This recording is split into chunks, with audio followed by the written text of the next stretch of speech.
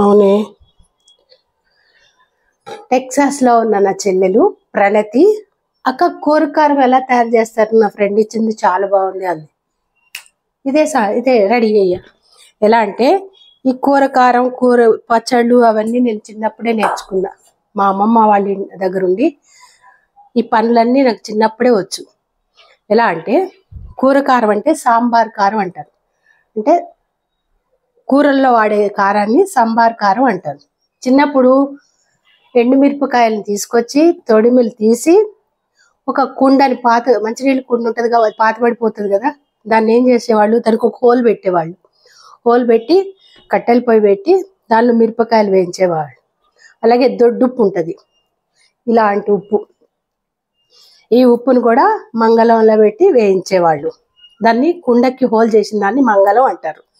అయితే ఈ మిరపకాయలు వేయించి పక్కన పోసేవాళ్ళు. అలాగే దొడ్డుప్పు అని ఉంటుంది. ఈ దొడ్డుప్పును కూడా వేయించి, ఎందుకు వేయించుతున్నారు అమ్మమ్మ అంటే, దీనిలో తేమ ఉంటుందమ్మా, తర్వాత కారం పాడైపోతుంది, అందుకని దీన్ని వేయించటం అని చెప్పింది మా అమ్మమ్మ చిన్నప్పుడు. ఇలా వేయించుతారు, వేయించితే ఇలా అవుతుంది. వేయించిన తర్వాత దీన్ని మిక్సీకి వేస్తే ఇలా వచ్చింది. ఓకే, అయిన తర్వాత ధనియాలు, అదే మంగళంలో ధనియాలు కూడా తీసుకొని అమ్మమ్మ ఏం చేసేది, ధనియాలు కూడా వేయించేది. మంచిగా ధనియాలు వేయించేసి, అలాగే మెంతులు కూడా చిన్న, అంటే మంగళంలో అంత ఎక్కువ క్వాంటిటీ అవసరం లేదు కాబట్టి మెంతులు అనేది 50 grams 100 grams అలా తీసుకుంటారు కాబట్టి ఈ మెంతులను ఏం చేసేది, ఇంట్లో పొయ్యి మీద బాండి మీద వేయించేది. అలాగే జీలకర్ర, అది కూడా అట్లాగే వేయించేది. తర్వాత వెల్లిపాయలు ఉంటాయి, వెల్లిపాయలు ఏం చేసేది, ఇలా తీసి పెట్టేది. తర్వాత కరివేపాకు, దొడ్లోనే ఉండేది పెద్ద చెట్టు. ఈ కరివేపాకు తీసుకొని కడిగి దూసి నీడను ఆరబెట్టి తర్వాత వేయించేది. వేస్తే ఇలా ఉంటుంది అనమాట. ఇలా అంతా అయిపోయిన తర్వాత పసుపు, వెనకటి ఏం చేసేవాళ్ళు అంటే పసుపు కొట్టించేవాళ్ళు. కొట్టించిన తర్వాత వస్త్రం పట్టినాక దానిపైన కొన్ని తెరకల్లాగా వచ్చాయి, అవేం చేసేవాళ్ళు, ఈ కారంలో వేసేవాళ్ళు. అయితే ఈ కారం తర్వాత ఈ కరివేపాకును కూడా ఇలా మిక్సీకి. ఇప్పుడు ఏంటంటే మిషన్లు అవి ఇవి వచ్చినాయి. అప్పుడు వెనకటి ఏంటంటే రోళ్లలో రోకలు పెట్టి వేయించిన ఎండుమిరపకాయలు వేసి ఆ దొడ్డుప్పు వేసి దంచుతా తర్వాత దానిలో ధనియాలు వేసి, తర్వాత జీలకర్ర, ఎల్లిపాయలు, కరివేపాకు, మెంతి పొడి, ఇవన్నీ మసాలాలు వేసుకుంటా కొట్టేవాళ్ళు. ఇదేమంటే వంట ఆముదం. అదే వంట ఆముదం అనేది వండేవాళ్ళు. కేవలం చిన్నపిల్లలకి చిన్నప్పుడు పొట్టలో వేసేవాళ్ళు, ఏదన్నా చిన్న ట్రీట్మెంట్లు, ఆయుర్వేదిక్ ట్రీట్మెంట్ లాంటివి చేసేది. కాబట్టి సీజన్ రాగానే ఏం చేసేవాళ్ళు అంటే ఇవి ఉంటాయి కదా ఆముదాలు తీసుకొచ్చి, అది కాయటం ప్రాసెస్ అనేది సెకండ్ వీడియోలో పెడతా. ఇది కాచిన వంట ఆముదం అంటారు దీన్ని. ఈ వంట ఆముదాన్ని ఇలాంటి వాటిట్లో వాడుకోవడానికి, పిల్లలకి తాగిపించేవాళ్ళు వాటిట్లో చేయడానికి ఈ వంట ఆముదాన్ని వాడతారు. ఈ వంట ఆముదం, ఆ వంట ఆముదం ఎందుకు వేస్తున్నారు అమ్మమ్మ అంటే, అది చాలా రుచిగా ఉంటుంది, హెల్త్ రీత్యా కూడా మంచిది, కారం కూడా ఎరుపు రంగు మారదు కాబట్టి ఆ ఆముదం అనేది వేయాలమ్మా అని. అలా మా అమ్మమ్మ చిన్నప్పుడు చెప్పినవన్నీ మా చెల్లెలు కూరకారం అని అడగానే, కూరకారం కాదమ్మా, దాన్ని సమ్మార్ కారం అంటారు, అంటే మీ చిన్నపిల్లలుగా మీకు తెలియదు కాబట్టి కూరకారం అంటున్నారు, అది నేను తయారు చేసి పంపిస్తా అని చెప్పేసి మాట ఇచ్చాను నా చెల్లెలకి. అలాగే నా కూతురు డల్లాస్లో ఉండే నా కూతురు కూడా పంపిద్దామని ప్రిపేర్ చేయడానికి రెడీ అయిపోయా. అది ఎలా తయారు చేయాలి అంటే, ఇప్పుడు చెప్పాను కదా, మనకి మంగళం లేదు, వేయించడానికి ఏం లేదు కాబట్టి నేనే స్వయంగా ఎండుమిరపకాయలు తీసుకొచ్చి దాన్ని ఎండుమిరపకాయలు తీసుకొచ్చి శుభ్రంగా కడిగాను. ఒక టబ్లో వేసి కడిగి ఎండబోసి 2-3 రోజులు ఎండిన తర్వాత దాన్ని తొడిమలు తీసి బాగా ఎండనిచ్చి, నేనే స్వయంగా ఇవన్నీ చేశాను. ఎండనిచ్చి తీసుకెళ్ళి గిర్నీకి పట్టించుకొచ్చి తీసుకొచ్చి ఇక్కడ పెట్టి, తర్వాత ఇవన్నీ నేనే ప్రిపేర్ చేసుకున్నాను. ధనియాలు వేయించాను, అంటే ఇలా వేయించాలి, ఇలా పౌడర్. ధనియాలు వేయించి ఇలా పౌడర్ చేశాను. ఉప్పును వేయించి ఉప్పుని ఇలా చేశాను. తర్వాత దీనిలో జీలకర్ర, మెంతులు, ఇవన్నీ మసాలా లాగా, ఎల్లిపాయలు ఇవన్నీ వేసి దీనిలో పెట్టాను అనమాట. ఇప్పుడు ఇవన్నీ ఎలా తయారు చేయాలో చూపిస్తాను. మొదట ఈ కారం తీసుకున్నా కదా, ఇది 3 కిలోల కారం తీసుకున్నానబ్బా. కొలతలు కూడా చెప్తాను నేను. 1 కిలో కారంకి 250 గ్రామ్స్ అంటే 1/2 కిలో దొడ్డుప్పు. ఈ దొడ్డుప్పుని మిక్సీకి వేసుకొని వేయాలి. నేను 3 కిలోలు తీసుకున్నాను కాబట్టి ఇది 3 పావు ఉంది ఈ ఉప్పు. ఓకేనా? ఇది వేసి బాగా కలిపి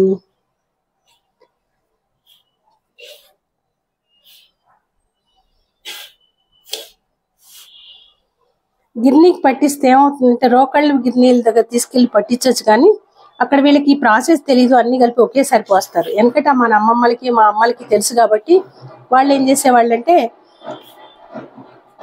మిరపకాయలు కొంచెం మెత్తగా అయిన తర్వాత దానిలో ఉప్పు వేసుకుంటూ, తర్వాత కొంచెం మెత్తగా అయిన తర్వాత ధనియాలు వేసుకుంటూ, ఇంకొంచెం మెత్తగా అయిన తర్వాత ఈ పౌడర్ ఇలాగే తయారు చేసుకొని వెళ్ళేవాళ్ళు. ఆ రోకళ్ళు గిన్నెకి దగ్గర మాత్రం ఇది మాత్రం ఇలానే తయారు చేసుకొని వెళ్ళేవాళ్ళు. తర్వాత అది మెత్తగా అయిన తర్వాత ఈ మసాలా వేసుకుంటూ, కారం కొట్టేటప్పుడు మధ్య మధ్యలో ఇలా ఆముదం వేసేవాళ్ళు. అది ఏంటంటే కారం రోకళ్ళతో ఇలా ఇలా కొడుతుంటే అది ఏమవుతుందంటే ఇది వచ్చి కళ్ళల్లో పడటం అలా అవుతుంది కదా. కాబట్టి అలాంటిది జరగకోకుండా కూడా ఉండటానికి మధ్య మధ్యలో ఈ ఆముదం కూడా వేసుకుంటూ కొట్టించేవాళ్ళు. ఇప్పుడు ఏంటంటే మనం అన్ని కలిపి మిక్సీకి వేసుకొని కలుపుకోవటం అనమాట. అయినా టేస్ట్ ఎంతైనా రోల్లో రోకళ్ళతో చేసిన అంత టేస్ట్ రాకపోయినా ఇది మాత్రం ప్రాపర్గా చేసుకుంటున్నాము. ఉప్పు వేసాను కదా. తర్వాత ఇది ధనియాల పౌడర్, ఇది కూడా క్వాంటిటీ అనమాట. ఇది 200 గ్రామ్స్ తీసుకున్నా. 3 కిలోల కారంకి 3 రోజుల 600 గ్రాములు ధనియాలు మిక్సీకి వేసి ఇలా కలుపుకున్నా. ఆ తర్వాత దీనిలో ఏం చేశాను, 1 స్పూనుడు 2 స్పూన్లు పసుపు వేద్దాం.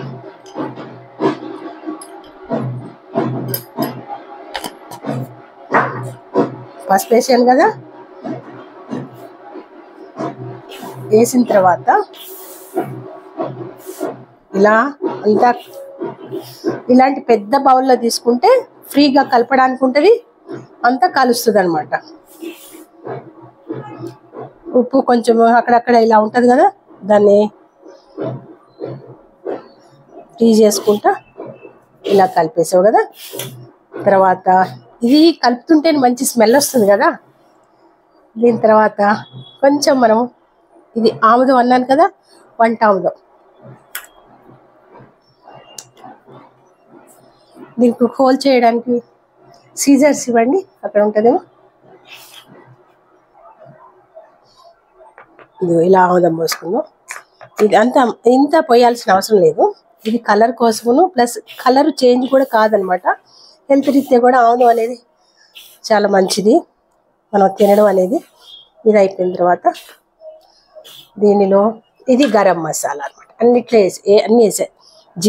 జీలకర్ర పౌడరు, జీలకర్రను వేయించాలి, అది లో ఫ్లేమ్లో వేయించుకోవాలి. తర్వాత మెంతులు కూడా లో ఫ్లేమ్లో వేయించుకోవాలి. తర్వాత ఎల్లిపాయలు ఇలా తీసే కదా, ఇవి ముందు ఆ 2 మెత్తగా అయిన తర్వాత ఆ ఎల్లిపాయలు కూడా వేసి కొంచెం కచ్చపెచ్చ ఉంటే బాగుంటుంది అనమాట ఈ ఫ్లేవర్. దీన్ని మసాలా అంటారనమాట. జీలకర్ర పౌడరు, మెంతిపిండి ప్లస్ ఎల్లిపాయలు. ఆ తర్వాత ఇప్పుడు కారం, ఇది ఏమంటుంది కరివేపాకు.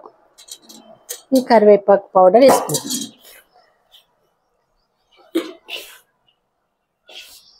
ఇవన్నీ మన ఇంట్లోనే మనం సొంతగా స్వచ్ఛతగా శుచి శుభ్రతతో కూడుకున్న సాంబార్ కారం తయారు చేసుకున్నాం. ఇది సంవత్సరం వరకు పురుగు పట్టదు. ఎందుకంటే దీనిలో మనం ఉప్పును కూడా వేయించాం. ఉప్పులో కొంచెం తేమ ఉంటుంది కదా, అలాంటి తేమ కూడా లేకుండా డ్రై చేసి దాన్ని మిక్సీకి వేసాం. తర్వాత మిరపకాయలను బాగా ఎండబెట్టి చేసాం. ఇవన్నీ చేసాం కాబట్టి ఇక ఒక సంవత్సరం అంతా నిల్వ ఉంటుంది. తర్వాత కూడా ఉంటుంది కానీ కొంచెం కలర్ చేంజ్ అవుతుంది. టేస్ట్ మారదు కానీ కలర్ చేంజ్ అవుతుంది. ఏదైనా 1 year వరకు బాగుంటుంది, కానీ ఆ తర్వాత ఎంతైనా కొంచెం స్మెల్ కూడా తగ్గుతుంది. ఇప్పుడు చూడు గుమగుమలాడిపోతుంది, ఇంత మంచి వాసన వస్తుంది. అన్నీ మనమే ప్రిపేర్ చేసుకొని చేసాం కదా, ప్యాకెట్లో కొని తెచ్చింది కాదు కాబట్టి స్వయంగా మనమే ఫ్రై ఎంతవరకు చేయాలో అంతవరకు చేసుకుంటూ మిక్సీకి వేసుకుంటూ ఇవన్నీ చక్కగా కలిపేసాం కదా. ఇప్పుడు ఈ కూర కారం అంటారు దీనిని, ఒక్కొక్కళ్ళు ఒక్కొక్కలాగా అంటారు అనమాట. మనం వచ్చేసి సాంబార్ కారం అంటారు. అంటే ఇది ఎక్కువగా తెలుగు రాష్ట్రాల్లో ఎక్కువగా వాడతారండి. ఈ కారం లేకుండా వంట చేయరు. అంటే కూరల్లో ఈ కారం వేస్తే ఆ టేస్ట్కి అలవాటు పడ్డారు కదా, ఇలా ముడి కారం కూరల్లో వేయరు. అదేంటంటే పచ్చళ్ళు పట్టుకోవడానికి వాటికి, కానీ ముడి కారం అంటే ఏంటంటే గిన్నెకి పట్టించారు, మిరపకాయల్ని పట్టించింది ఇలా ఉంటుంది అనమాట. ఈ కారాన్ని కూరల్లో వేసే కన్నా కూడా ఈ కారం వేసి కూరలు చేసి చూడండి, చాలా బాగుంటాయి, టేస్టీగా ఉంటుంది. పక్కన 4 ఇళ్ళకి స్మెల్ వస్తుంది, మంచి వాసన. దీనిలో ఇంకొక అమ్మమ్మ వాళ్ళు చెప్పలేదు కానీ నేను ఇంకొక కొత్తది చేశానండి. కొంచెం లవంగాయలు, ఒక 10 లవంగాయలు, ఒక దాల్చిన చెక్క, ఒక 5 grams దాల్చిన చెక్క కూడా వేసాను.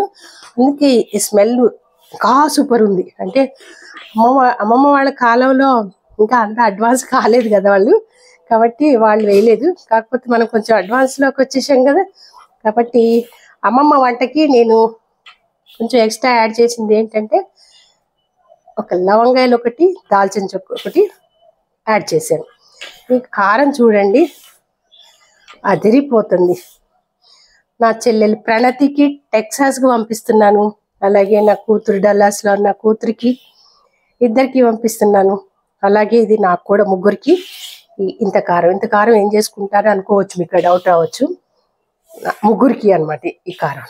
అంటే నేను టైం తీసుకొని నా చెల్లెలకి నా కూతురికి నా చేతితో మంచి కారం ప్రిపేర్ చేయాలి, నాకు బాగా వచ్చు కదా, వచ్చి వాళ్ళు కొనుక్కోవటం ఎందుకు అని చెప్పేసి నేను స్వయంగా తయారు చేసి మా వాళ్ళకి పంపించడానికి ఇంత టైం తీసుకొని ఈరోజంతా ఇది ప్రిపేర్ చేశాను. ఇదిగో అమెరికా వెళ్ళిపోతుంది, రేపు పొద్దున కొరియర్లో వేసేద్దాం. చాలా బాగుంది కారం.